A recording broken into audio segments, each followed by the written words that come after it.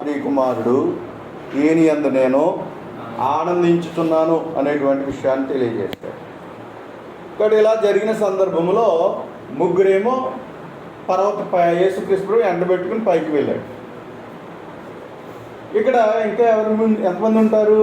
మొత్తం అపోస్తులు ఎంతమంది? యేసుక్రీస్తుతో ఉన్న శిష్యులు ఎంతమంది? ఆయన ఏర్పరచుకున్న వాళ్ళు 12 మంది. 12 మందిలో ముగ్గురు ఏం చేశారు అన్నట్లయితే యేసు ప్రభుతో రూపాంతర కొండ మీదకి వెళ్ళారు. క్రింద ఎంతమంది ఉన్నారంటే 9 మంది ఉన్నారు. ఈ 9 మంది ఏం చేస్తున్నారు అన్నట్లయితే ఉన్నప్పుడు ఒక వ్యక్తి ఏం చేశాడంటే తన కుమారుని తీసుకుని వచ్చి, అయ్యా నా కుమారునికి దెయ్యం పట్టింది, దెయ్యం బట్టి బాధపడుచున్నాడు, కాబట్టి దయచేసి నా కుమారుని పట్టినటువంటి దెయ్యము తనకు వచ్చినటువంటి రోగమును బాగు చేయమని తను ఏం చేశాడు అన్నట్లయితే ఈ 9 మందిని కూడా బ్రతిమలాడుకున్నాడట. సర్లే చేద్దామని చెప్పేసి వాళ్ళు ఏం చేశారు అన్నట్లయితే వాళ్ళు వెళ్ళారు, కానీ ఆ దెయ్యాన్ని ఏమాత్రం కూడా వాళ్ళు విడిపించలేకపోయారు. సర్లే అని చెప్పేసి ఇప్పటికీ యేసుక్రీస్తు ప్రభు రూపాంతర కొండ మీద నుంచి దిగి వస్తూ ఉన్నప్పుడు జరిగినటువంటి సందర్భం ఏంటంటే మత్తయి సువార్త 17వ అధ్యాయము 9వ వచనం మనం చూసినప్పుడు వారికి కొండ దిగి వచ్చుచుండగా అనే విషయాన్ని మనం చూస్తున్నాం. ఆయన దిగాడు. 14వ వచనానికి వద్దాం. వారు జనసమూహమున వద్దకు వచ్చినప్పుడు ఒకడు ఆయన వద్దకు వచ్చి ఆయన ఎదుట మోకాళ్ళుని, ప్రభువా నా కుమారుని కరుణింపుము, వాడు చాంద్ర రోగి అయి మిక్కిలి బాధపడుచున్నాడు, ఎలానగా అగ్నిలోను నీళ్లలోనూ తరచుగా పడుచున్నాడు.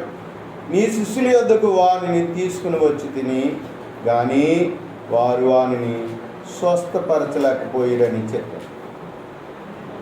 కాబట్టి ఏం జరిగింది అనే విషయాన్ని మనం చూస్తే వాళ్ళు స్వస్థపరచలేకపోయారు. అయ్యా నా కుమారుని బాగు చేయండి అనేటువంటి విషయాన్ని అడుగుతూ ఉన్నాడు. కాబట్టి ఇలా అడుగుతూ ఉన్నప్పుడు యేసుక్రీస్తు ప్రభు ఏమన్నాడో చూడండి. దానికి అతను చెప్పిన దానికి వెంటనే యేసుక్రీస్తు ప్రభు ఏం మాట్లాడాడు అంటే 17వ వచనంలో, అందుకు యేసు, విశ్వాసము లేని మూర్ఖతరం వారులారా, మీతో నేను ఎంతకాలము ఉందును అనేటువంటి విషయాన్ని తెలియజేశాడు. నేను ఎంతకాలము మీతో ఉందును అని చెప్తా ఉన్నాను. యేసుక్రీస్తు ప్రభు ఈ లోకానికి ఆయన మానవుడిగా వచ్చాడు, కానీ వాస్తవానికి ఆయన ఎలా ఉన్నాడు అంటే ఆయన పూర్వస్థితిని, అంటే ఈ లోకానికి రాకముందు ఆయన ఏ విధంగా ఉన్నాడు అనే విషయాన్ని మనం చూసినప్పుడు ఆయన దేవుడు. యేసుక్రీస్తు ప్రభు దేవుని స్వరూపాన్ని కలిగినటువంటి వాడుగా ఉన్నాడు. దేవుని స్వరూపము కలిగినటువంటి ఆయన, దేవునితో సమానుడైనటువంటి ఆయన ఈ లోకానికి ఎలా వచ్చాడు అన్నట్లయితే మానవుడిగా వచ్చాడు. ఒక మనుష్యుడిగా ఆయన ఈ లోకానికి వచ్చాడు. కానీ ఆయన ఈ లోకమును పుట్టకముందే ఉన్నాడు. ఎక్కడున్నాడు అన్నట్లయితే యోహాను సువార్త 1వ వచనం ప్రకారం, ఆది యందు వాక్యం ఉండెను, వాక్యము దేవుని యొద్ద ఉండెను, వాక్యము దేవుడై ఉండెను అనేటువంటి విషయాన్ని మనం చూస్తున్నాం. వాక్యము అనేటువంటిది ఎవరు అన్నట్లయితే ప్రభు అయిన యేసుక్రీస్తు. కాబట్టి ఎప్పుడున్నాడు ఆయన? ఆది యందు ఉన్నాడు, అంటే లోకం పుట్టకముందే ఆయన ఉన్నాడు అనే విషయం చెప్పబడుతున్నారు. మరి ఎలా ఉన్నాడు అన్నట్లయితే ఆయన దేవునితో ఉన్నాడు, దేవునితో ఉన్నాడు అనే విషయం మనం చూస్తున్నాం. వాక్యము దేవుని యొద్ద ఉండెను, వాక్యము దేవుడై ఉండెను అన్నాడు. అంటే యేసుక్రీస్తు ముందుగా ఆయన ఎలా ఉన్నాడు అన్నట్లయితే దేవుడుగా ఆయన ఉన్నాడు అనే విషయం చెప్పబడుచున్నాడు. ఆయన లేకుండా ఏమీ కలగలేదు అనేటువంటి మాట మనం చూస్తున్నాం. అంటే యేసుక్రీస్తు లేకుండా ఏమీ కలగలేదు, ఆయన ద్వారానే సమస్తమును కలిగింది అనేటువంటి స్పష్టత మనం యోహాను గారి మాటల్లో మనం చూస్తున్నాం, తను రాసినటువంటి సంగతి. కాబట్టి యేసుక్రీస్తు ఏమై ఉన్నాడు అంటే దేవుడై ఉన్నాడు, కానీ ఆయన ఏమై వచ్చాడు? మానవుడిగా వచ్చాడు. ఎందుకు వచ్చాడు అనే విషయాన్ని మనం చూసినట్లయితే మన కోసం ఆయన ఈ లోకానికి వచ్చాడు. మన పాపముల నిమిత్తము ఆయన విమోచించడానికి, పాపముల నుండి విమోచించడానికి, మనము దేవుని కుమారులుగా చేయడానికి ప్రభు అయినటువంటి యేసుక్రీస్తు లోకానికి మానవుడిగా ఆయన రావాల్సిన పరిస్థితి వచ్చింది అనే విషయాన్ని మనం చూస్తూ ఉన్నాం. కాబట్టి ఏం జరిగింది అన్నట్లయితే ఇదిగో ఆయన ఈ లోకమునికి వచ్చాడు. ఆయన ఉండవలసింది ఎంతకాలం అంటే ఆయనకు ఉండవలసిన టైం ఆయనకు ఉంది. తండ్రి అయిన దేవుడు ఆ విధంగా పంపించాడు.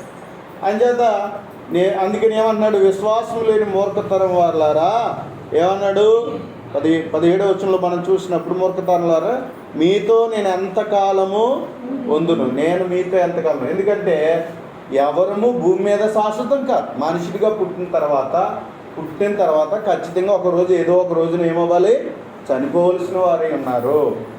కాబట్టి అది ఏ రోజు ఎవరికైనా తెలీదు, కానీ యేసు ప్రభువుకు తెలుసు. ఆయన ఈ లోకమునకు వచ్చుటలో ఆయన ఉద్దేశం కలిగి లోకానికి వచ్చాడు. తండ్రి యొక్క చిత్త ప్రకారం వచ్చాడు. తండ్రి చిత్తమును నెరవేర్చిన వాడిగా ఆయన మరణించవలసినటువంటిదై ఉన్నది. అంచేత నేను మీతో కూడా ఎంతకాలం ముందును అని చెప్పుకొచ్చాడు. ఎందుకన్నట్లయితే వీళ్ళకి యేసుక్రీస్తు ప్రభు ఎన్నో విషయాలు దేవుని పరిచయం చేశాడు. తండ్రి దేవుని గురించి చెప్పాడు. దేవునితో ఏ విధంగా నడుచుకోవాలనేటువంటి ప్రతి విషయాన్ని తెలియజేస్తూ ఆయన పని ఎలా చేయాలో కూడా ఆయన నేర్పిస్తూ ఉన్నాడు. కాబట్టి ఇప్పుడు ఏం చేయాలి, వినుట వలన ఏం కలగాలి, విశ్వాసం కలగాలి కదా. జరుగుతున్న వాటిని బట్టి చూసైనా సరే ఏం కలగాలి, విశ్వాసము కలగాలి. కాబట్టి వినుచున్నప్పుడు విశ్వాసం కలగాలి. దేవుని కార్యాలు జరుగుతున్నప్పుడు ఏం జరగాలి, విశ్వాసం అనేటువంటిది రావాలి. కనుక ఇక్కడ మనం చూసినట్లయితే జరిగినటువంటి పరిస్థితిని మనం గమనించగలిగినప్పుడు ఇక్కడ ఈ యొక్క విధానంలో మనం చూడగలిగినప్పుడు యేసుక్రీస్తు ప్రభు ఎందుకు వీళ్ళు దెయ్యాన్ని వెళ్ళగొట్టలేకపోయారు అనే విషయాన్ని చూస్తే, వాస్తవానికి వీళ్ళు ఎప్పుడైనా దెయ్యాలు వెళ్ళగొట్టారా లేదా అనే విషయాన్ని మనం చూస్తే 10వ అధ్యాయంలో యేసుక్రీస్తు ప్రభు వాళ్ళకి స్వస్థపరిచే అధికారము, దెయ్యాలను వదిలించేటువంటి అధికారము ఎవరికి ఇచ్చాడంటే అపోస్తులకి ఇచ్చాడు. అలా వారు చేశారని ప్రభుతో చెప్పారు. అయ్యా మాకు దెయ్యాలు పోతున్నాయి అనే విషయాన్ని తెలియజేశారు. కాబట్టి ఇలా చేసినప్పుడు ప్రభు వారిని బట్టి, వారి పనిని బట్టి ఆయన సంతోషించినటువంటి రీతిని మనం చూస్తాం. అయితే ఇక్కడ జరిగినటువంటి విషయం ఏంటంటే, ఇక్కడ మాత్రం ఏం జరగలేదు, ఒక దెయ్యాన్ని వాళ్ళు విడిపించలేకపోయారు, దెయ్యం పట్టిన వాడిని స్వస్థపరచలేకపోయారు. కాబట్టి అందుచేత వీళ్ళు ఈ విధంగా చేయడాన్ని బట్టి ప్రభు వారి యొక్క అవిశ్వాసతను బట్టి ఏమన్నాడు, విశ్వాసము లేని మూర్ఖతరం వారులారా నేను ఎంతకాలం మీతో కూడా ఉందును అనేటువంటి విషయాన్ని తెలియజేశారు. కాబట్టి విన్న తర్వాత ఖచ్చితంగా ఏం రావాలి, విశ్వాసము రావాలి. రెండవది ఏం జరగాలి, రెండవదిగా జరగవలసింది ఏంటి, ఏదైనా చూసిన తర్వాత ఖచ్చితంగా విశ్వాసం అనేటువంటిది కలగాలి. అంతే కదా, చూసిన దాన్ని బట్టైనా జరుగుతున్న కార్యాలు బట్టైనా ఏం రావాలి, విశ్వాసం అనేటువంటిది రావాలి. కనుక వీళ్ళు ఏం చేశారు అన్నట్లయితే విశ్వాసములో తగినటువంటి విశ్వాసత లేని వాళ్ళుగా ఉన్నారు. అంచేతనే ఏమన్నాడు అన్నట్లయితే విశ్వాసము లేని మూర్ఖతరం వారులారా అని ప్రభు గద్దించినటువంటి మాటను మనం చూడగలుగుతున్నాం. అంటే కాలాన్ని బట్టి చూస్తే ఏం జరగాలంటే విశ్వాసములో పెరగాలి, విశ్వాసములో బలపడాలి. కానీ ఇక్కడ జరుగుతున్న విషయం ఏమిటంటే వాళ్ళకి చూశారు అంతేకాకుండా ఆ అధికారాన్ని కూడా వారు పొందుకున్నారు. ఏమంటే ఆ అధికారాన్ని కూడా పొందుకున్నారు. కానీ వీళ్ళకి ఏం కనిపించట్లే, విశ్వాసం అనేటువంటిది కనిపించట్లేదు. అందుకని ప్రభు వాళ్ళని ఏమని గద్దించాడు, విశ్వాసము లేని మూర్ఖ తరం వారులారా అనేటువంటి మాటను మనము చూడగలుగుతున్నాం. తర్వాత మాట మనం చూసినప్పుడు ఏమన్నాడు, ఎంతవరకు మిమ్మును సహింతును అని చెప్పాడు. అంటే విశ్వాసములో ఒకరు బలపడకపోతే, విశ్వాసములో ఒకరు ఎదగకపోతే, స్థిరమైన విశ్వాసం, దృఢత్వం అనేటువంటిది లేకపోయినట్లయితే ప్రభువు సహించలేడు అనేటువంటి విషయాన్ని ఇక్కడ మనం చూడగలుగుతున్నాం. అంటే ఏం చూస్తున్నాడు ఆయన, విశ్వాసతను ఆ శిష్యులతో ఆ విశ్వాసతను చూడాలనుకుంటున్నాడు. ఆ విశ్వాసం ద్వారా ఏం జరగాలని దేవుడు కోరుకుంటున్నాడు అన్నట్లయితే ఏం జరగాలి, కార్యసిద్ధి జరగాలి. దేవుడు విశ్వాసతను బట్టి కార్యాలు చేస్తాడు తప్ప విశ్వాసం లేకుండా దేవుడు ఏ కార్యమో చేయడు. అంచేత వీళ్ళు ఏం చేశారు అంటే దెయ్యాన్ని వదిలించలేకపోయారు. లేకపోయారు అనేటువంటి సంగతి మనం చూస్తున్నాం. ఆ తర్వాత ప్రభు ఏం చేశాడు అనే విషయాన్ని మనము చూడగలిగినట్లయితే చదువుదాం. 18వ వచనం మనం చూద్దాం. అంతటి యేసు ఆ దయ్యమును గద్దింపగా అది వానిని వదిలిపోయెను. ఆ గడి నుండి ఆ చిన్నవాడు స్వస్థత నొందెను అనే మాట చూస్తాం. ఈ సందర్భాల్లో 3 సువార్తల్లో మనం చూస్తాం. మత్తయి సువార్తలో చూస్తాము, మార్కు సువార్తలో చూస్తాము, అలాగే లూకా సువార్తలో కూడా చూస్తాం. ఇక్కడేమో 17వ అధ్యాయంలో చూస్తాం, మార్కు సువార్త అయితే 9వ అధ్యాయంలో చూస్తాం, అలాగే లూకా సువార్తలో కూడా 9వ అధ్యాయంలో మనం చూస్తాం. మార్కు సువార్తలో కొంచెం వివరంగా చెప్పిన సందర్భాన్ని మనం చూస్తాం కనుక మనం చూద్దాం. మార్కు సువార్త 9వ అధ్యాయాన్ని మనం చూసినట్లయితే 17వ వచనం నుంచి చూద్దాం. 9వ అధ్యాయం 17వ నుంచి వచనం నుండి మనం చూసినప్పుడు అక్కడ ఏమన్నాడు? జనసమూహములో ఒకడు, బోధకుడా, మోగదయ్యం పట్టిన నా కుమారుని నీ వద్దకు తీసుకుని వచ్చి, అది ఎక్కడ వానిని పట్టునో అక్కడ వానిని పడద్రోయును. ఎక్కడ వాడిని పడుతుందో అక్కడ వాడిని ఏం చేస్తుందంటే వానిని పడద్రోస్తుందట. ఇంకేమన్నాడు? అప్పుడు వాడు నొరగగార్చుకుని, అంటే ఆ దెయ్యం పట్టినప్పుడు పడగొట్టినప్పుడు వాడు ఏం చేస్తాడు అన్నట్లయితే నురగ కార్చుకుని పండ్లు కొరుక్కుని మూర్ఛిల్లిపోతాడు. జరిగేది ఏంటంటే పడిపోతాడు, నురుగు కార్చుకుంటాడు, పండ్లు కోరుకుంటాడు, ఇంకేం చేస్తాడు అనేటువంటి విషయాన్ని మనం చూసినట్లయితే దానిని వెలగొట్టాడని శిష్యుని అడిగితే, అయ్యా నా కుమారుడు ఎలా బాధపడుతున్నాడు కాబట్టి సహాయం చేయండి బాబు, మరి మీరు కూడా ప్రభుత్వం ఉండేవాళ్ళు కదా, మీరు అప్పుడప్పుడు చేసి నేను వినుంటాడు అంచేత ఇప్పుడు ఏమన్నాడు అన్నట్లయితే, అయ్యా నా కుమారుడిని బాగు చేయండి అంటే వాళ్ళు చేయలేకపోయారు అనేటువంటి విషయాన్ని తెలియజేశాడు.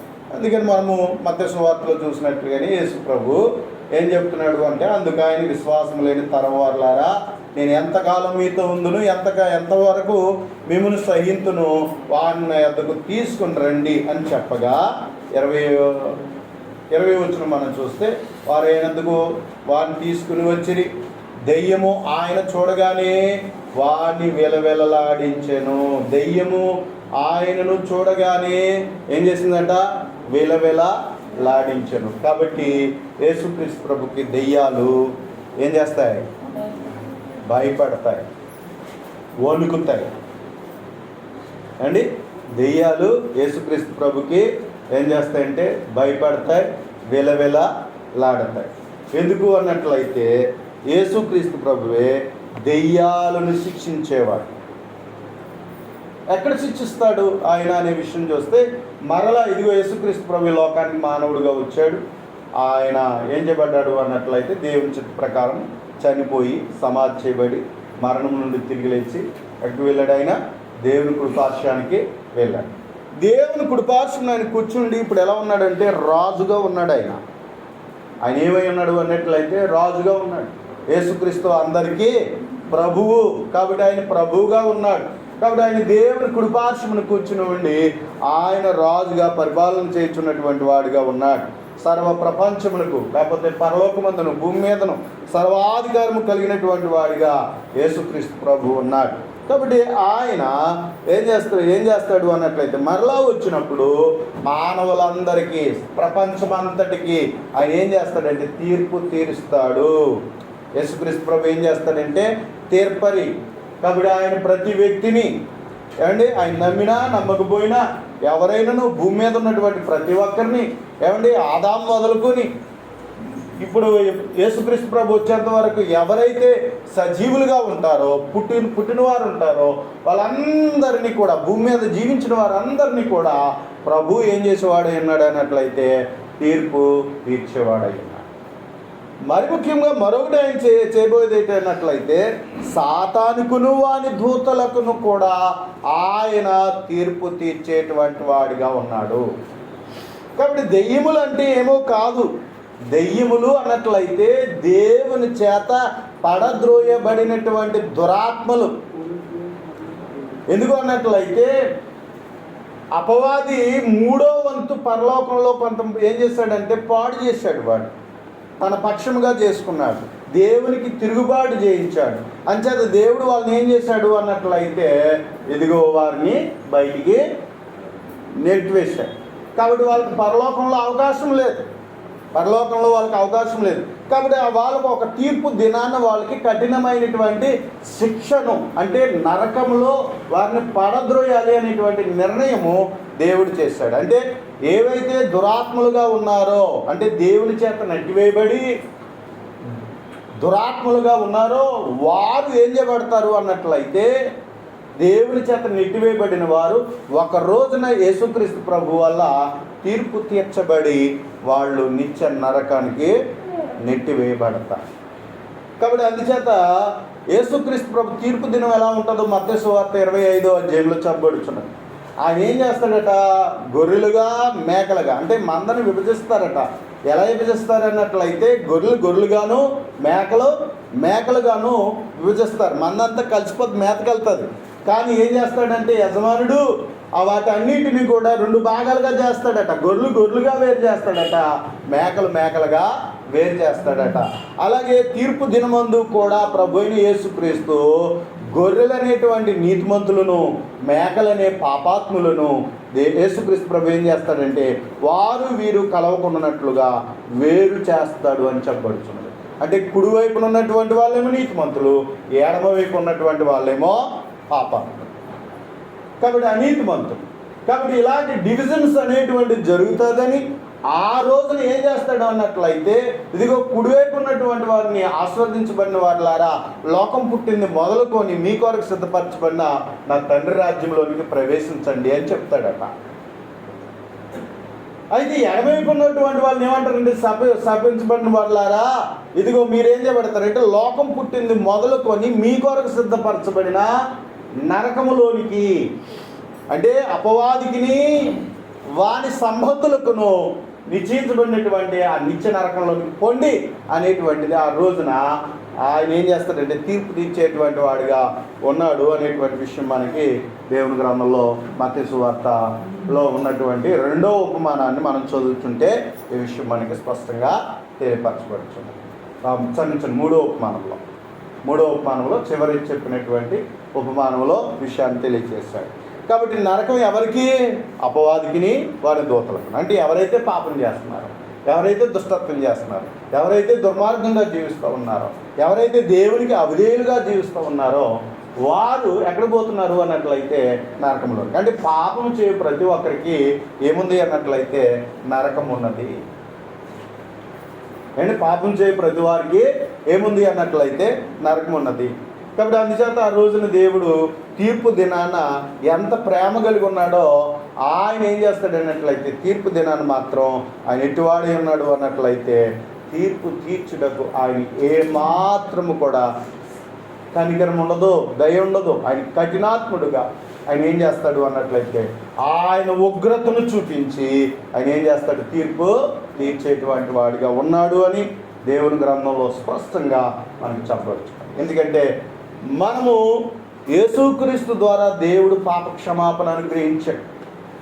అది పొందకుండా ఒకవేళ మనం దాన్ని తిరస్కరించి దాన్ని నిర్లక్ష్య పెట్టి, ఒకవేళ దాన్ని పొందుకున్నా దాన్ని నిర్లక్ష్య పెట్టి, మనం ఆ రక్షణను గురించిన ఏ విధమైన జ్ఞానం లేకుండా నిర్లక్ష్యంగా అశ్రద్ధగా ఒకవేళ మనం జీవిస్తే దానిని బట్టి ఇంత గొప్ప రక్షణ నిర్లక్ష్యం చేసిన ఎలాగో తప్పించుకుందు అని దేవుని గ్రంథం మనకి హెచ్చరిక చేస్తూ ఉంది. దేవుని మాట హెచ్చరిక చేస్తూ ఉంది. కాబట్టి రక్షణ పొందిన వాళ్ళు ఆ రక్షణను గురించి బాధ్యత కలిగి ఉండాలి. దాన్ని భయముతో వామికతో దాన్ని కొనసాగించాలి. అంతే తప్ప బాప్తిసం పొందాను, నా పాపములు క్షమించబడి ఉన్నవి అనే సంగతి మరిచిపోయి నిర్లక్ష్యముగా ఈ లోక సంబంధమైన జీవితాన్ని ఒకవేళ ఈ పాపిష్టి కార్యాలకు మనం ఒకవేళ అలవాటు పడితే అలా మనం జీవిస్తే తప్పకుండా ఒకరోజు మనం చేసిన క్రియలను బట్టి దేవుడు యేసుక్రీస్తు ద్వారా ఏం తీర్పును విధిస్తాడు. అందుకే మనుషుడిగా వచ్చాడు ఆయన. ఎందుకంటే మనుషుడు చేసిన తప్పుదలు మనిషే తీర్పు తీర్చాలి. నీకేం తెలుసు అనొచ్చు రేపొద్దున దేవుణ్ణి. అందుకని ఆయన మానవుడిగా వచ్చి మనవలే ఆయన ఈ లోకంలో మనం బ్రతికి రేపు తీర్పు తీర్చగలిగినటువంటి వాడిగా ఆయన ఉన్నటువంటి రీతిని మనం చూడగలుగుతూ ఉన్నాం. కాబట్టి ఆ విధంగా ఆయన ఏం చేయబడ్డాడంటే మనిషి కుమారుడిగా, దేవుని కుమారుడిగా ఆయన రావాల్సినటువంటి అవసరత అందుకే అంచేత యేసుక్రీస్తు ప్రభు వచ్చాడు. కాబట్టి అందుచేత దెయ్యములు ఏం చేయబడుతున్నాయి? వణికిపోతున్నాయి. అమ్మో రేపు మమ్మల్ని తీర్పు తీర్చేవాడు ఈయనే కదా, మమ్మల్ని నరకంలో గట్టి వేసేవాడు ఈయనే కదా అని చెప్పేసి దెయ్యాలు ఆయన చూసి ఏం చేస్తున్నాయి? వణికిపోతున్నాయి. అందుకే చూడండి, మనం మత సువార్తల్లో మనం చూసినప్పుడు యేసుప్రభు వెళ్ళినప్పుడు దెయ్యాలు అప్పుడే వచ్చేసేవి ఏంటయ్యా అంటున్నాయి. అప్పుడే వచ్చేసేవి, నువ్వెవరో మాకు తెలుసు, నువ్వు దేవుని కుమారుడు అని క్రీస్తువు అని ఏం చేస్తున్నాయి అన్నట్లయితే ఎవరు ఒప్పుకున్నారు? దెయ్యాలు ఒప్పుకొనిచున్నాయి, నువ్వెవరో మాకు తెలుసు అంటున్నారు వాళ్ళు.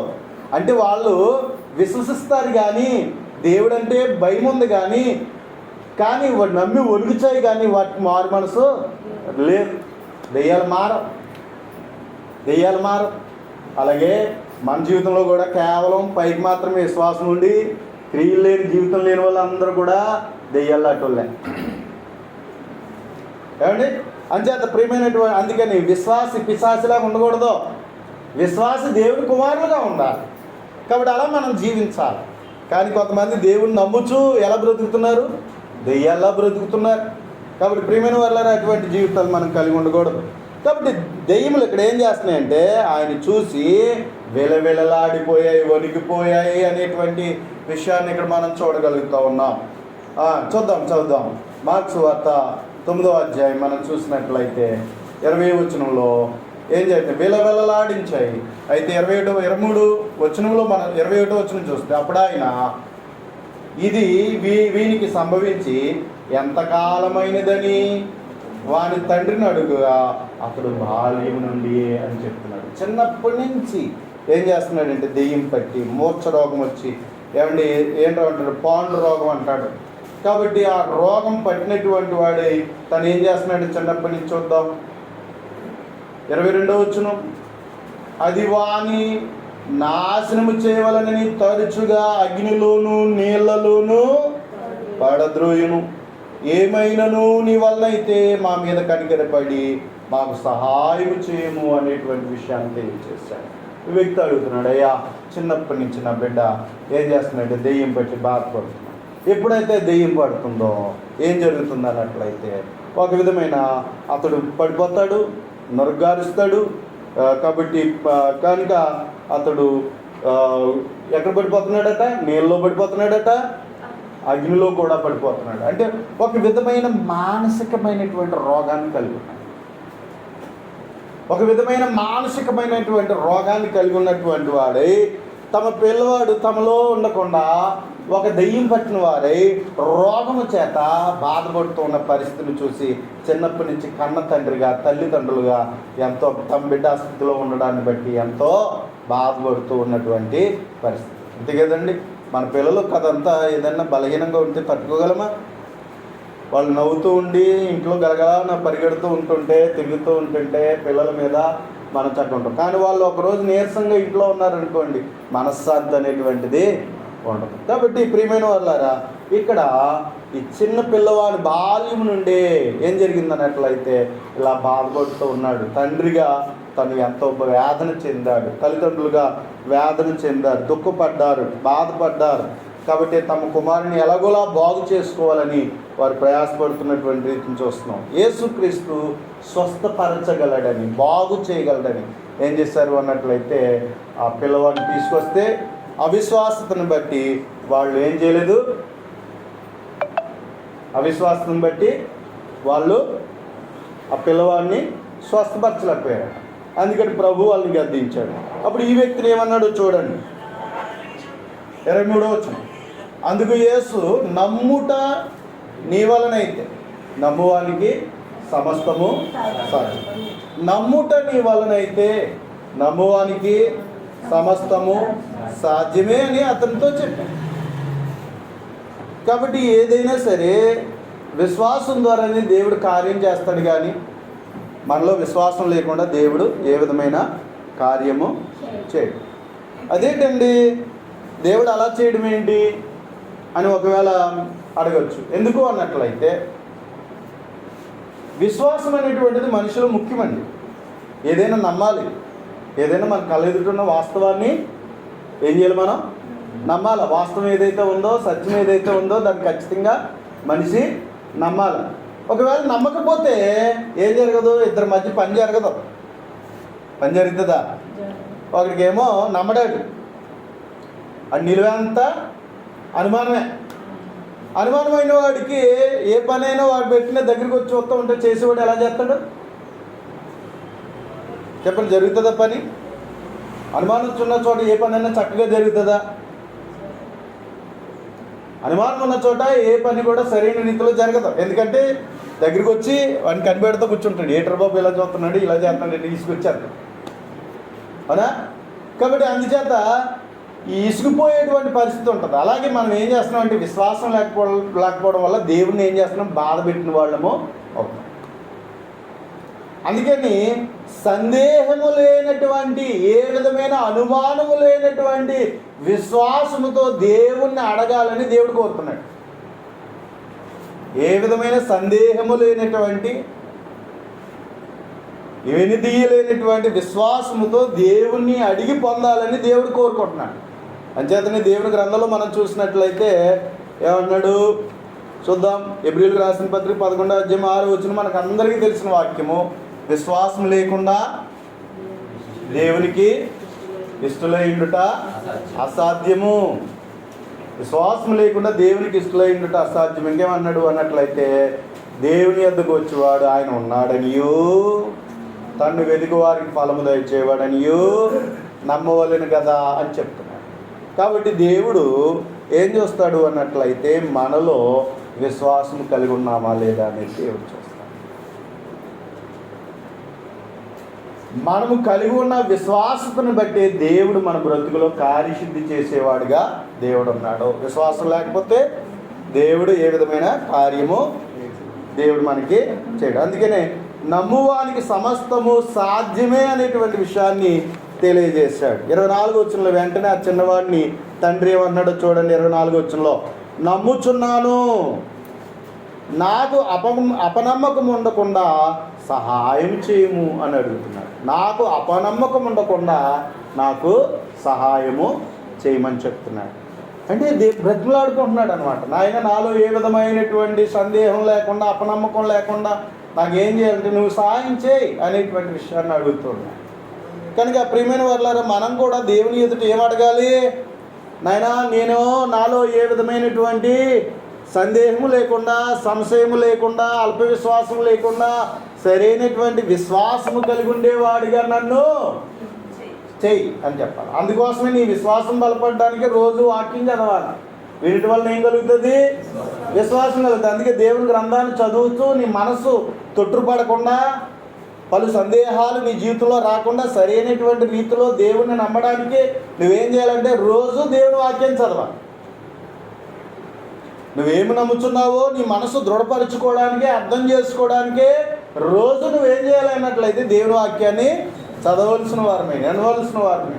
అందుకే దేవుని సన్నిధికి వెళ్ళి మన విశ్వాసతను బలపరచుకోవడానికే దేవుని సన్నిధిలో మనం ఏం చేయాలన్నట్లయితే మనం దేవుని సన్నిధికి వచ్చి మన విశ్వాసాన్ని బలపరచుకోవాలి. అవునా? కట్టే పేర్చి మనము నిప్పు రగిలిస్తే అది నిప్పు పెరుగుతుంది. అంతేగాని దానికి వ్యతిరేకమైనది ఏదో తీసుకుని వస్తే అది ఎలా మంట మండుతుంది? అలాగే మనం విశ్వాసులుగా విశ్వాసాన్ని పెంపొందింపజేసుకోవడానికే విశ్వాసుల సమూహంగా మనం పెరగాలి. లోకంలో ఉన్నవారు, దేవుడిని ఎరగిన వారు, దేవుని తెలియని వాళ్ళు అవిశ్వాసులు కనుక దేవుని గురించి పలు విధాలుగా మాట్లాడతారు. అందుకని ఏమంటారంటే, నువ్వు దేవుని నమ్ముకున్నావు, నీకేం కలిగింది? ఇలా రకరకాలుగా మనల్ని అవిశ్వాసం పుట్టించేలాగా, దేవుని మీద నమ్మకం లేనట్లుగా రకరకాలుగా మన మీద ఏం చేస్తారో మాట్లాడతారు. వాళ్ళ మాటలు విశ్వాసాన్ని బలపరుస్తాయా? లోకంలో ఉన్నవారి మాటలు, ఏం చేశాడమ్మా, ఏముంది, ఏం కలిసి వచ్చింది అన్నట్టుగా మాట్లాడతారు. అలాంటివి మన జీవితంలో ఏం చేయబడతాయి? నెమ్మదిగా విశ్వాసంలో తగ్గిపోయేటువంటి అవకాశం. అందుకే మన విశ్వాసం బలపరచుకోవడానికే మనం దేవుని సన్నిధికి రావాలి. దేవుని పిల్లలతో సహవాసము చేయాలి. మనం ఎంతగా దేవుని సన్నిధికి వస్తే అంత విశ్వాసం బలపడుతుంది. నిజమే, ఇంటికంటే దేవుని వాక్యం చదువుకోవచ్చు, కానీ లోకం మనల్ని ఏం చేస్తుంది? అవిశ్వాస గుంపు మనల్ని అవిశ్వాసులుగా చేసేటువంటి అవకాశము. అందుకని మన విశ్వాసంలో బలపడడానికి మనం చేయవలసింది ఏంటన్నట్లయితే, మనం అనుదినము దేవుని వాక్యం చదవాలి, దేవుని సన్నిధికి వచ్చి దేవుని యొక్క సన్నిధిలో విశ్వాసులైనటువంటి వారి ద్వారా, విశ్వాసములో బలపడిన వారి ద్వారా మనం కూడా విశ్వాసములో బలపడాలి. కాబట్టి ఆ విధంగా మనం దేవుని సహవాసానికి, సన్నిధికి రావాల్సినటువంటి వారిమై ఉన్నాం. కాబట్టి ఇంకా మనం చూసినట్లయితే ఏమడుగుతున్నాడు? నమ్ముచున్నాను, నాకు అపనమ్మకం ఉండకుండా సహాయం చేయమని బిగ్గరగా నేను. 25వ వచనం.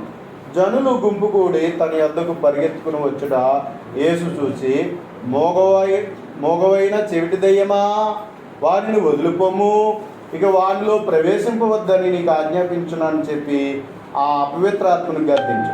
అప్పుడు అది కేక వేసి వానిని ఎంతో విలవలలాడించి వదిలిపోయెను. అతడు వాడు చచ్చిన వాళ్ళే ఉండెను కనుక అనేకులు వాడు చనిపోయిననిరి. అయితే యేసు అని చేయి పట్టి వాడు లేవనెత్తగా వాడు నిలవబడెను. ఆయన ఇంటిలోనికి వెళ్ళిన తర్వాత ఆయన శిష్యులు, మేమెందుకు ఆ దెయ్యమును వెళ్ళగట్టలేకపోతామని ఏకాంతమున ఆయనను అడిగిరి అనేటువంటి మాట మనం చూస్తూ ఉన్నాం. కాబట్టి యేసు ఏం చేశాడంటే కుమారుని బాగు చేశాడు. కాబట్టి వదిలించిన తర్వాత అలా పడిపోయి అలా కదలకుండా అలా ఉండిపోయాడట, చచ్చిపోయాడు అనుకున్నారట. కానీ ప్రభు అని చేయబట్టి లేపేటప్పటికీ ఆ వ్యక్తి ఏం చేశాడు అన్నట్లయితే చక్కని నిలిచి తను స్వస్థ పొంది మంచిగా ఉన్నట్లుగా మనం చూస్తాం. కాబట్టి యేసుక్రీస్తు ప్రభు చెంత ఉంటే, ఆయన మాట వింటే, ఆయన చెప్పినట్లుగా మనం చేస్తే మన జీవితాలు ఎప్పుడు కూడా ఏం చేయబడతాయి? బాగుపడతాయి. మనకి మంచి జరుగుతుందండి. యేసు ప్రభు నమ్ముకుని ఎవరు పాడైపోయిన వారు ఎవరు లేరు. కాబట్టి ప్రియమైన వారు మనకు మంచి జరుగుతుంది. కాబట్టి మనకి మంచి జరిగినట్లుగా ప్రభు ఎప్పుడు కూడా మనకు సహాయకుడుగా ఉన్నాడు. మనకి మేలు చేసేవాడే, బలపరచేవాడే. అంచేత మనం ప్రభు చెంతకు రావాలి, ప్రభు మాటలు వినాలి, ఆయనకు తగిన విశ్వాసం కలిగినటువంటి వారిగా ఉండవలసినటువంటి వారమే ఉన్నాం. కానీ ఇక్కడ జరిగిన పరిస్థితి మనం చూస్తే వీళ్ళు ఏకాంతంగా వచ్చి ప్రభు దగ్గరికి అడుగుతున్నారంటే 9 మంది వచ్చి, ప్రభువా మేము ఎందుకు ఆ దెయ్యాన్ని వెళ్ళగట్టలేకపోయాం, ఎందుకు ఆ కార్యం జరగలేకపోయింది అనేటువంటి విషయాన్ని మనం చూసినప్పుడు ఇక్కడ 29వ వచనం మనం చూసినట్లయితే, అందుకు ఆయన ప్రార్థన వల్లనే కానీ మరి దేని వలనైనా ఈ విధమైనది వదిలిపోవట అసాధ్యమని వారితో చెప్పాను. ప్రార్థన వలననే అనే విషయాన్ని ఇక్కడ మనం చూస్తూ ఉన్నాం. అయితే మత్తయి సువార్త 17వ అధ్యాయంలో ఏమన్నాడో చూడండి. మత్తయి సువార్త 17వ అధ్యాయంలో 19వ వచనం చూద్దాం. తర్వాత శిష్యులు ఏకాంతముగా యేసునొద్దకు వచ్చి, మేము ఎందుచేత దానిని వెళ్ళగట్టలేకపోతామని అడిగిరి. అందుకు ఆయన, మీ అల్ప విశ్వాసము చేతనే అన్నాడు. అక్కడ ప్రార్థన వలననే అన్నాడు. ఇక్కడ మనం చూస్తే ఏముంది? అల్ప విశ్వాసం. అల్ప విశ్వాసం అంటే ఉండి ఉండనట్టు విశ్వాసం, ఉండి ఉండనటువంటి విశ్వాసం. పూర్తిగా ప్రభు మీద, దేవుని మీద సరైన నమ్మకము లేకపోవడం. కాబట్టి అల్ప విశ్వాసం చాలా స్వల్పమైనది. ఏదో నమ్మానని చెప్పడం, కొద్దిగా ఏదో ఉంచడం అంతే, ఏదో కొద్దిపాటి విశ్వాసం. కానీ ప్రభువుకు అలాంటిది అల్ప విశ్వాసం అనేటువంటిది దేవునికి ఎంత మాత్రమూ ఇష్టమైనది కాదు. ఆయన బాధ పెట్టేది అల్ప విశ్వాసం. అందుకే శ్వాసం లేని మూర్ఖతరం వాళ్ళారా, నేను ఎంతకాలం మీతో సహించును అనే విషయాన్ని తెలియజేశాను. కాబట్టి అందుచేత అల్ప విశ్వాసాన్ని ప్రభు ఏమాత్రం కూడా ఇష్టపడ్డాడు. అందుచేత సువార్తలన్నింటిలో చదివినప్పుడు అల్ప విశ్వాసం కలిగి ఉన్న వారి పరిస్థితిని బట్టి ప్రభు బాధపడ్డాడు, గద్దించాడు అనేటువంటి సంగతులు మనం చూస్తాం. ఈ సందర్భాన్ని మనం ఒకసారి చూస్తే 14వ అధ్యాయంలో చివరి మాటల్లో మనం చూసినప్పుడు యేసు ప్రభు నీళ్ళ మీద నడుస్తున్నాడు. నీళ్ళ మీద నడుస్తుంటే రాత్రికాల సమయంలో దెయ్యం అని వాళ్ళు అనిపోతే నేనే అని చెప్పినప్పుడు పేతురు గారు వెంటనే లేచి ఆ దోణిలో నుంచి, ప్రభువా నువ్వే అయితే నేను కూడా నీళ్ళలో నడిచినట్లుగా నాకు ఆజ్ఞాపించు అని చెప్పాడు. నన్ను కూడా నీళ్ళలో నడిచేటట్లుగా ఆజ్ఞాపించు అన్నాడు. సరే వెంటనే ఏం చేశాడంటే దోణిలో లేచాడు, రమ్మని ప్రభు చెప్పాడు. అంతే, కాలు తీసి పెట్టాడు, రెండో కాలు పెట్టాడు. మొదటి కాలు పెట్టింది అబ్బో ములుగుతలేదు, రెండో కాలు పెట్టాడు, నీళ్ళలోకి దొరుకుతలేదు, పైన తేలుతున్నాడు. ఇది బాగుంది, ప్రభు చెప్పినట్టుగా జరిగిందని విశ్వాసంతో ఏం చేస్తున్నాడంటే కొంచెం అలా చూసుకుని నీళ్ళ మీద అలా నిలబడడాన్ని బట్టి తను ఆశ్చర్యపోయి ఉంటాడు. పేతురు గారు ఆశ్చర్యపోయి ఏం చేస్తుంటాడంటే ప్రభు వల్ల ఈ విధంగా చేశానని ఆనందపడి ఉంటాడు. ఇలాగ ఎగురుంటాడు. నాకు తెలిసి వచ్చి పేతురు గారు కొంచెం 2 గొంతులు కూడా వేసి ఉంటాడు, ములగట్లేదే అని. అండి ఆ తర్వాత తను ఏం చేశాడంటే అడుగులు వీడి మొదలుపెట్టాడు, నీళ్ళ మీద నడవడం మొదలుపెట్టాడు. ప్రభు వల్లే నేను కూడా నడిచేస్తున్నాను అనేటువంటి ఆనంద కేరింతలు కొట్టు ఉండొచ్చు. ఆనందపరమైన ఒక కేరింతలో కొట్టుచూ సంతోషంగా నడుస్తూ ఉండొచ్చు. కానీ ప్రభు వైపు చూస్తూ ప్రభు మీద నమ్మకం ఉంచిన సేపు నేల మీద చక్కగా నడిచాడు. కానీ ఇప్పుడు తన దృష్టి ఏం చేసింది అన్నట్లయితే బలమైన గాలి ఇచ్చిందట, ఒక అల లేచిందట. ఎప్పుడైతే అల లేచిందో ఆ సముద్రం మీద ఇప్పుడు తను ఏమనుకున్నాడంటే, అమ్మో ఇంకేముంది, పెద్ద గాలే, అమ్మో పెద్ద కెరటమే, అమ్మో ఇంకేం లేదు, మునిగిపోతాను అనుకున్నాడు. అంతే. అప్పుడు వరకు ప్రభు మీద ఉన్నటువంటి విశ్వాసం ఏమైపోయింది? తగ్గిపోయింది. ఇప్పుడు దేని మీద ఎక్కువైంది? ఏ భయం మొదలైంది? కాబట్టి ఈ గాలి మీదను అలాగే కెరటం మీదను ఏలేదు, మునిగిపోతాను అంటాడు. ఇప్పుడు వరకు తను ఎలా నిలబడ్డాడో తన స్వశక్తి మీద లేదు కదా. కాబట్టి తను ఏం చేశాడు అన్నట్లయితే తన స్వశక్తి మీద కాదు, తను నిలబడ్డాడు, నడిచాడు. కాబట్టి చక్కగా బాగానే ఉన్నాడు. కానీ ఇప్పుడు జరిగిన పరిస్థితి ఏంటంటే, ఇప్పుడు అడుగుతూ వెంటనే మునిగిపోవడం ప్రారంభించాడట. అప్పుడు అంటున్నాడట, ప్రభువా నన్ను రక్షించు. అప్పుడు ప్రభు ఏమని గద్దించాడో తెలుసా? అల్పవిశ్వాసి ఎందుకు సందేహించావు? అల్పవిశ్వాసి ఎందుకు సందేహించావు? కాబట్టి సందేహం ఉంటే ఏమవుతాం?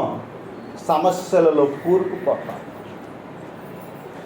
సందేహం ఉంటే నీ దేవుని మీద సరైన విశ్వాసం అనేది లేకపోయినట్లయితే, అల్పవిశ్వాసంతో సందేహాలుగా ఉన్నట్లయితే నువ్వు సమస్యల వలంలో చిక్కుకొని పోతావు. నువ్వు ఎదుర్కోలేవు, పోరాడలేవు. కాబట్టి అందుచేత నీ విశ్వాసం అనేటువంటిది ఏ విధంగా ఉండాలంటే, అల్ప విశ్వాసము కలిగి ఉన్నట్లయితే నీ ఎదుట ఉన్న సమస్య ఎప్పటికీ తీరదు. అయితే నీవు ఏ విధంగా ఉండాలి అన్నట్లయితే దేవుడు ఏం కోరుతున్నాడు? దృఢమైన నమ్మకాన్ని కోరుకుంటున్నాడు, స్థిరమైన నమ్మకాన్ని కోరుకుంటున్నాడు, పోరాడేటువంటి విశ్వాసాన్ని కోరుకుంటున్నాడు. కాబట్టి ప్రభువులో మనము నిలిచి మన విశ్వాసం స్థిరముగా గట్టిగా ఉంటేనే ఏదైనా మనకు సాధ్యమవుతుంది. కనుక ఇక్కడ జరిగినటువంటి విషయం ఏంటి అన్నట్లయితే, ప్రియమైన వారులారా, వాళ్ళకున్న అల్ప విశ్వాసతను బట్టి వారు దెయ్యానికి వదిలించలేకపోయారు. అందుకని నీ అల్ప విశ్వాసం వల్ల ఇది జరిగింది. నువ్వు ఆవగించంత విశ్వాసం ఉంటే ఈ కొండను తీసుకెళ్ళి సముద్రంలో పడిపోతుంది అని చెప్తున్నాడు ప్రభు. విశ్వాసానికి అంత బలం ఉంది అని చెప్తున్నాడు. విశ్వాసం ద్వారా గొప్ప విజయం ఉన్నది అనే విషయాన్ని తెలియజేస్తున్నాడు. అందుకని యోహాను రాసిన మొదటి పత్రిక 5వ అధ్యాయం 4వ వచనంలో మనం చూసినట్లయితే, మనము విశ్వాసము ద్వారా లోకాన్ని జయిస్తామని చెప్తున్నాడు. అక్కడ విశ్వాసం ద్వారా ఏం చేస్తామంటే ఈ లోకాన్ని జయిస్తాం. ఈ లోకంలో ఎన్ని సమస్యలు ఉన్నా వాటన్నిటిని అధిగమించగలుగుతాం, జయించగలుగుతాం, నిలబడగలుగుతాం. వాటన్నీ కూడా మనకు ఓడిపోతాయి నువ్వే గెలుస్తావు ఎన్ని సమస్యలు ఉన్నా అనేటువంటి విషయాన్ని తెలియజేయాలి. అయితే మనలో అలాంటి దృఢమైన విశ్వాసం మనలో ఉండాలి. దృఢమైన విశ్వాసం లేకుండా అల్ప విశ్వాసం, సందేహంతో ఒకవేళ మన జీవితాలు ఉన్నట్లయితే ఏది కూడా మనము సాధించలేం. దేవుని ద్వారా ఏది కూడా మనం సాధ్యం కాదు. అంచేత మన విశ్వాసం ఎలా ఉండాలి? రోజు రోజుకి పెరగాలి. కానీ అవిశ్వాసులుగా, అల్ప విశ్వాసులుగా మనం ఉండడానికి వీలు లేదు. యాకోబు రాసిన పత్రిక మొదటి అధ్యాయం మనం చూసినట్లయితే, యాకోబు రాసిన పత్రిక మొదటి అధ్యాయం 6వ వచనం మనం చూసినట్లయితే, అయితే అతడు ఏమాత్రమును సందేహింపక విశ్వాసముతో అడగవలెను. సందేహించువాడు గాలి చేత రేపబడు ఎగురుపడు సముద్ర తరంగమును పోలి ఉండను.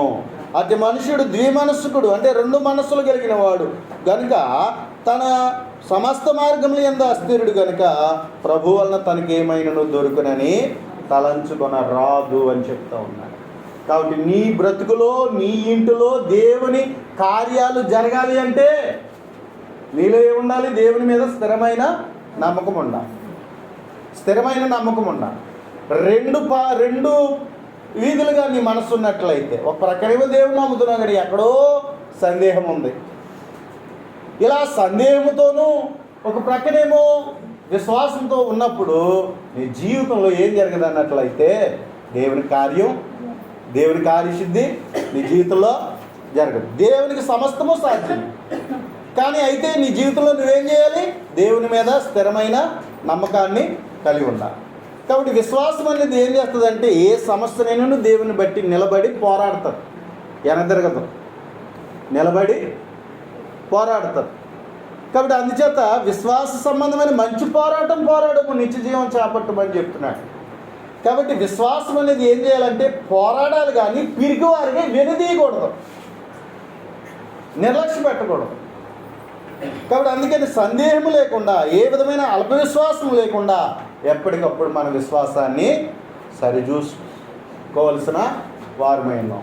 అలా సరిచూసుకోలేకపోతే, అలాంటి నమ్మకం, దృఢమైన నమ్మకం దేవుని మీద నిలపకపోతే దేవుని యొద్ద నుండి మనకి ఏమీ దొరకదు, దేవుని కార్యాలు మన జీవితంలో ఏమీ జరగవు. అంచేత ప్రియమైన వారులారా, మన విశ్వాసములో స్థిరమైన నమ్మకాన్ని మనం కలిగి ఉండేటట్లుగా మనం చూసుకోవాలి. కాబట్టి నువ్వు ప్రార్థన చేస్తున్నావు, మంచిదే, కానీ ఆ ప్రార్థన ఎలాంటి విశ్వాసంతో ప్రార్థన చేస్తావు? ఎక్కడో సందేహం పెట్టుకుని, ఎక్కడో అల్పవిశ్వాసం పెట్టుకుని ఏం జరుగుతుందిలే అనుకుని ఒకవేళ నీ విశ్వాసం ఒకవేళ అలాంటిదైతే దేవుడు ఏ కార్యం చేస్తాడు నీ జీవితంలో? దేవుడు ఏ కార్యం చేస్తాడు? అంచేత నీవు దేవుని మీద స్థిరమైన నమ్మకాన్ని కలిగి ఉండాలి. మీ అల్పవిశ్వాసాన్ని బట్టి జరగలేదని చెప్తున్నాడు. ఆ విధంగా అంత విశ్వాసం ఉంటే అది ఎంతటి సమస్య అయినా సరే ఏమైపోతుంది? నువ్వే జయిస్తావు. ఎంతటి ఒకవేళ ఏ పరిస్థితి అయినా నీ జీవితాన్ని మింగేద్దామని, పడగొట్టేద్దామని ఆ దెయ్యం ఎలాగైతే వాడిని పడగొట్టేసిందో, పాడు చేసింది, కానీ ఇదిగో ఆ తండ్రి నమ్మకాన్ని బట్టి ఏం జరిగింది? ఆ కుమారుడు బాగుపడినటువంటి పరిస్థితిని మనం చూస్తాం.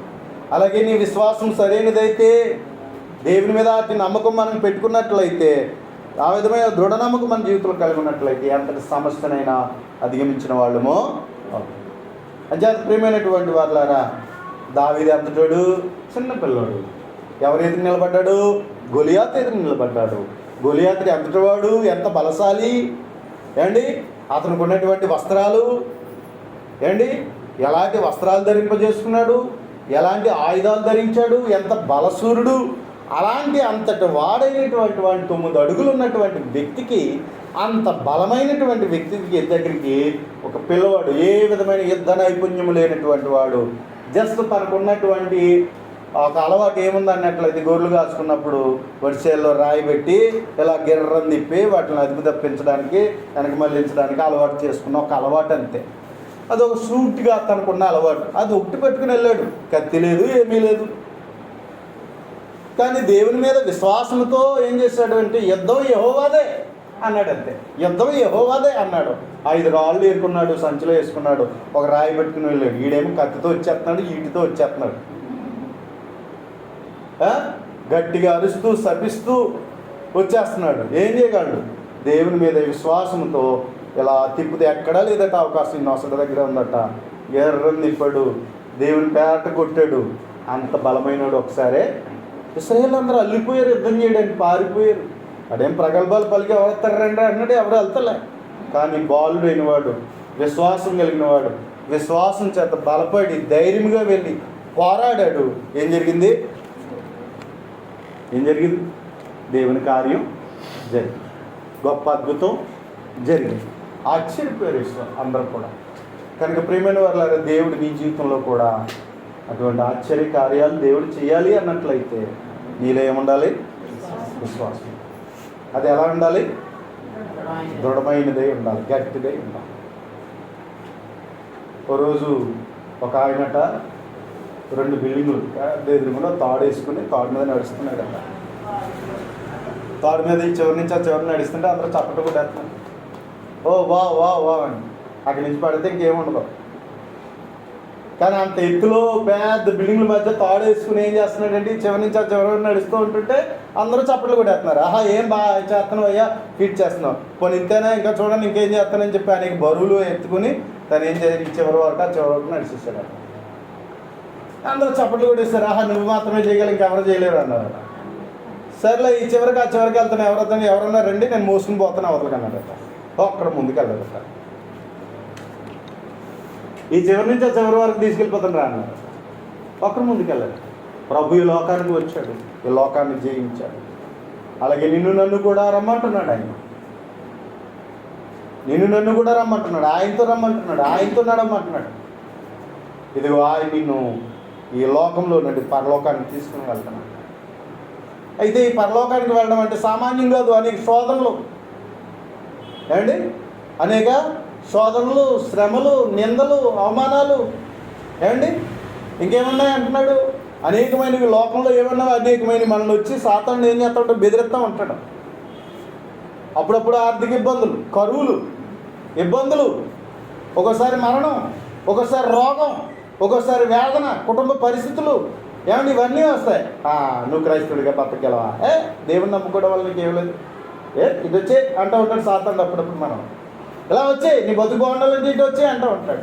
అందుకని రాంగ్ స్టెప్స్ చూపిస్తూ మనల్ని ఏం చేస్తూ ఉంటాడంటే, పరా అని చెప్పేసి, ఇదిగో లోకంలో అందరూ ఇలా బతుకుతున్నారు, ఇలా బాగుపడ్డారు, నువ్వేంటి దేవుడు అని కూర్చున్నావు, దేవుడు అంటే ఏమి రాదు అని చెప్పేసి మనల్ని ఏం చేస్తూ ఉంటాడంటే, ఒక్కొక్కసారి మనల్ని రాంగ్ రూట్లోకి తీసుకువెళ్ళి తన దారిలోకి తీసుకెళ్ళిపోవడానికి సాతానుడు ప్రయత్నాలు చేస్తుంటాడు. కానీ దేవుని మీద నమ్మకం పెట్టుకుని ఎంత కష్టం వచ్చినా, ఏ పరిస్థితి వచ్చినా ప్రభుని నమ్ముకుని ప్రభు కొరకు మనం నిలబడినప్పుడు, మనం పోరాడుతున్నప్పుడు, ప్రియమైన వాళ్ళారా, దేవుడు తప్పకుండా మనల్ని ఏం చేస్తాడు, ఆశీర్వదిస్తాడు. వర్ధిల్ల చేయవాడు, అభివృద్ధి చేయవాడు, హెచ్చించేవాడు, ఘనతనిచ్చేవాడు. కాబట్టి దేవునికి సమస్తము సాధ్యం. అయితే ఆయన మనం తెలుసుకోవాలి, ఆయన మీద పూర్తిగా నమ్మకం ఉంచాలి. ఆయన పిల్లలుగా మనం ఆయన ఎదుట మనం నిలబడి ఆయనతో నడవడానికి మనం ఉండాలి. అందుకే శ్వాసను కర్తయు దాన్ని కొనసాగించేవాడినైనా యేసు వైపు చూస్తూ మన ఎదుట ఉంచబడిన పందెములో మనం పరిగెత్తాలి. లోకంలో చాలామంది ప్రభుని సరిగ్గా నమ్మలేకపోతున్నారు, అవిశ్వాసులుగా ఉండిపోతున్నారు, విశ్వాసం లేని మూర్ఖతరం వారిలాగా ఉండిపోతున్నారు. కాబట్టి అలా ఉండడం ప్రభుకి ఇష్టం కాదు.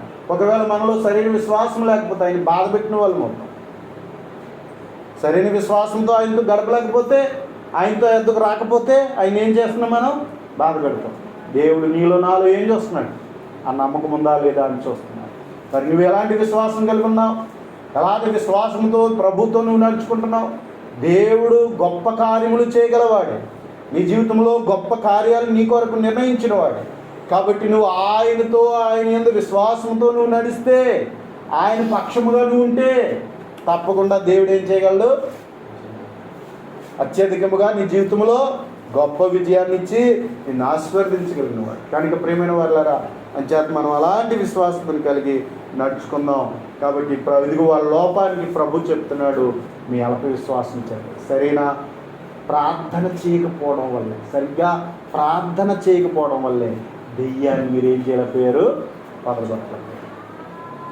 అప్పుడప్పుడు అంటూ ఉంటారు, నాకు ఏదో దెయ్యం పట్టేసిందండి బాబు, మా ఆయనకి ఏదో దెయ్యం పట్టేసిందండి బాబు, మా పిల్లలకి ఏదో దెయ్యాలు పెట్టేసినాయి బాబు, నా మాట అంటలేదు, వాళ్ళు ఏం చేస్తున్నారు వాళ్ళకి అర్థం కావట్లేదు అని అప్పుడప్పుడు మనం కూడా ఏడుతూ ఉంటాం. ఇది సాతాను పట్టేసిందండి బాబు అంటూ ఉంటారు. మరి అది వదలగొట్టాలంటే నువ్వు ఏం చేయాలి? మనం చేయట్లే. నీ కుటుంబం బాగుపడాలంటే ప్రార్థన ఉండాలి, విశ్వాసంతో ప్రార్థన చేయాలి. నీ జీవితం బాగుపడాలంటే విశ్వాసంతో ప్రార్థన చేయాలి. అలా ప్రార్థన చేయకపోతే సాతాను వచ్చి మన ఇంట్లో కూర్చుంటారు. అవునా? నాకు సోదరులు ఎక్కువైపోతున్నాయండి బాబు, సమస్యలు ఎక్కువైపోతున్నాయంటే నువ్వు సరిగ్గా ప్రార్థన చేయట్లే. ప్రార్థన చేయవలసిన వారు. కాబట్టి ఆ విధంగా క్రీస్తులో మనం జాగ్రత్త కలిగి, మెలకు కలిగి, మన విశ్వాసాన్ని ఎప్పటికప్పుడు బలపరుచుకుని దేవుడు అనుగ్రహించేటువంటి కార్యాలు అనేకమైన మన జీవితంలో కలిగి ఎప్పటికీ దేవుని కృతజ్ఞులమై దేవుని మహిమపరచుదాం. మీ అందరికీ తోడ్పడుతున్నాం.